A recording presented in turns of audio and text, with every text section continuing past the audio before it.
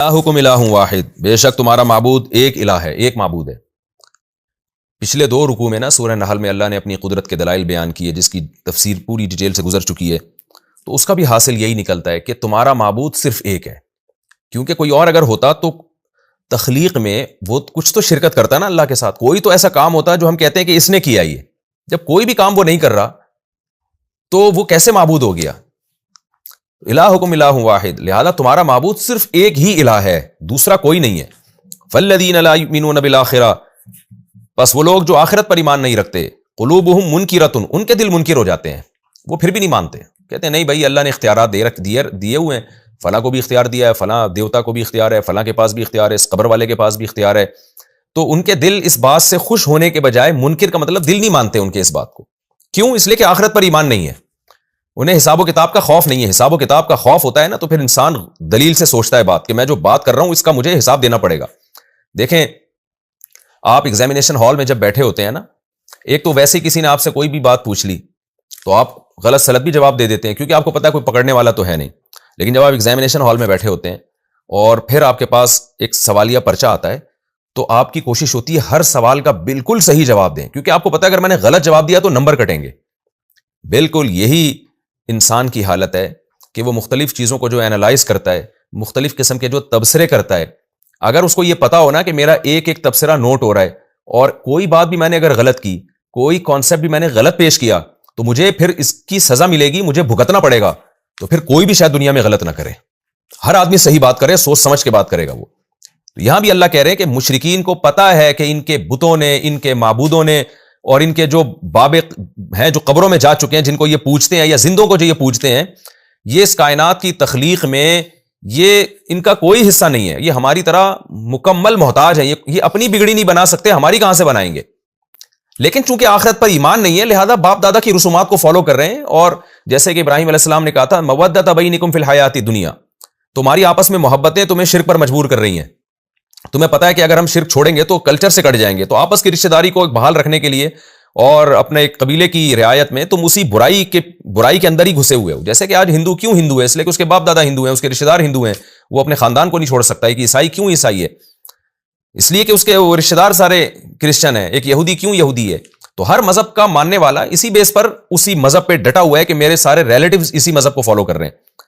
لیکن اگر ان سب کو پتہ چل جائے، مسلمانوں سمیت سب کو پتہ چل جائے کہ ہم اگر کسی بات کو فالو کر رہے ہیں تو ہمیں قیامت کے دن اس کا جواب دینا پڑے گا، اور جواب میں یہ دلیل نہیں چلے گی کہ میرے باپ دادا تھے یا میرا خاندان تھا،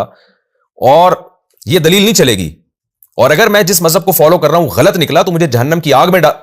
مجھے ڈالا جائے گا۔ تو جب یہ استحضار انسان کو ہوتا ہے تو پھر وہ صرف اس وجہ سے کسی مذہب پہ نہیں چلتا کہ میرے چونکہ باپ دادے اسی مذہب کو فالو کرتے ہیں، بلکہ وہ آخرت کا تصور اس کے دماغ میں آئے گا اور وہ خدا کے خوف سے لرز اٹھے گا اور وہ صحیح بات کو حاصل کرنے کی کوشش کرے گا۔ مجھے ایک یاد ہے کہ ایک عیسائی سے کرسچن تھے، ہماری کوئی سلام دعا تھی، میں نے ان سے ویسے ہی گپ شپ مذہب کے بارے میں ہو رہی تھی، تو میں نے ان سے پوچھ لیا کہ آپ کو کوئی اطمینان ہے کہ عیسائیت درست مذہب ہے، منسوخ نہیں ہے؟ تو جواب میں کہنے لگے کہ بھائی اگر اللہ کو اسلام پسند تھا تو اللہ نے مجھے مسلم گھرانے میں پیدا کیوں نہیں کیا؟ اللہ نے مجھے عیسائی کیوں پیدا کیا؟ تو میں نے ان سے جواب میں کہا دیکھیں یہ دلیل پھر تو ہندو بھی دے سکتا ہے کہ اللہ کو اگر عیسائیت پسند تھی تو مجھے اللہ نے ہندو کیوں بنایا، سکھ بھی یہ کہہ سکتا ہے، تو یہ تو کوئی دلیل نہ ہوئی۔ بلکہ اس سے بھی ہم آگے بڑھتے ہیں، کوئی شخص چوروں میں پیدا ہو، اس کے باپ دادے سارے چور ہوں، تو کیا اس بیس پہ اس کو چوری کی اجازت دے دی جائے گی کہ سارا کلچر ہی چور ہے؟ تو کبھی بھی جرم کی اجازت اس بیس پہ نہیں دی جا سکتی کہ آپ کا کلچر اس جرم کو پروموٹ کر رہا ہے۔ تو قرآن کہہ رہا ہے کہ یہاں بھی لوگ مانتے ہیں کہ توحید اصل ہے، اللہ کے سوا کوئی عبادت کے لائق نہیں، لیکن آخرت کا انکار کرنے والوں کے دل منکر ہوتے ہیں۔ اصولی طور پر تو توحید کی بات سن کر انسان کو خوش ہونا چاہیے، کیونکہ انسان بائی نیچر ایک کی اطاعت مانتا ہے، ایک کو محبوب بناتا ہے، وہ یعنی محبوب سے مراد جو خدا والی محبت ہے وہ ایک کو دینے کا قائل ہے۔ بائی نیچر انسان کی فطرت توحید پر ہے، لیکن کلچر کی وجہ سے دل منکر ہونا شروع ہو جاتے ہیں، توحید کی بات اچھی نہیں لگتی، تو اللہ فرماتے ہیں وَهُمْ مُسْتَكْبِرُونَ، پھر یہ تکبر کرنا شروع کر دیتے ہیں۔ تکبر کا مطلب حق بات کا انکار۔ لا جرم ان اللہ یعلم ما یسرون وما یعلنون، خوب سمجھ لو اللہ تعالیٰ سب جانتے ہیں، جو یہ چھپا کے کر رہے ہیں، جو دکھا کے کر رہے ہیں، ان سب بدماشیوں کو، ان حالات کو اللہ جانتے ہیں، اور اللہ متکبرین کو پسند نہیں کرتے۔ تکبر کا کیا مطلب؟ حق بات کو انا کی وجہ سے نہ ماننا، ضد اور ہٹ دھرمی کی وجہ سے نہ ماننا، یہ بہت بڑا تکبر ہے، اور اللہ ایسے متکبرین سے محبت نہیں کرتے۔ وَإِذَا قِيلَ لَهُمْ مَاذَا أَنزَلَ رَبُّكُمْ، اور اللہ فرماتے ہیں ان میں تکبر اتنا زیادہ ہے کہ جب ان سے کہا جاتا ہے کہ عقل سے تمہیں سمجھ میں نہیں آ رہی توحید یا اسلام، تو دیکھو قرآن اللہ نے نازل کیا اللہ نے آسمان سے نازل کیا ہے، قرآن کو پڑھو. قرآن جیسی تمہیں کوئی کتاب نظر نہیں آئے گی جو تمہاری نیچر کو اپیل کرے اور اس کی ایک ایک آیت گواہی دے رہی ہے کہ اللہ نے نازل کیا ہے. لیکن اللہ فرماتے ہیں کہ جب ان کو قرآن کا حوالہ دیا جاتا ہے، جب ان سے کہا جاتا ہے کہ بتاؤ تمہارے رب نے خود تو کچھ نازل نہیں کیا،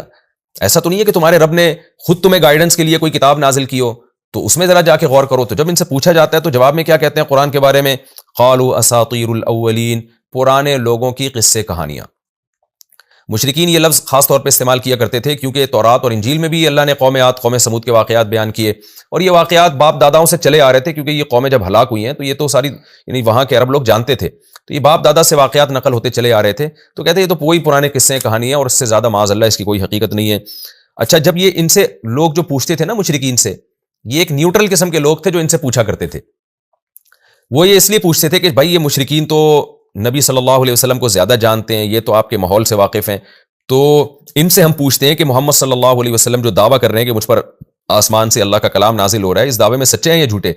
تو یہ مشرکین غلط گائیڈ کرتے تھے، کہتے ہیں بھائی وہ کچھ بھی نہیں ہے، وہ کس سے کہانیاں نازل ہوئی ہیں. تو اللہ فرماتے ہیں اب یہ خود بھی گمراہ ہو رہے ہیں اور ان نیوٹرل لوگوں کو بھی گمراہ کر رہے ہیں.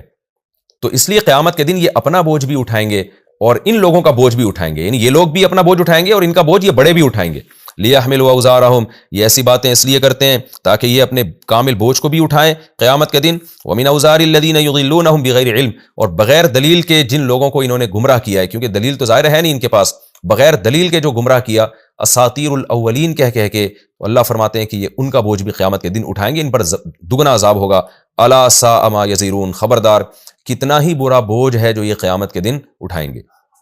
تو اس سے پتہ چلتا ہے کہ گمراہی بھی قیامت کے دن عذاب کا سبب بنتی ہے، اور دوسرے کو گمراہ کرنا یہ ڈبل عذاب کا سبب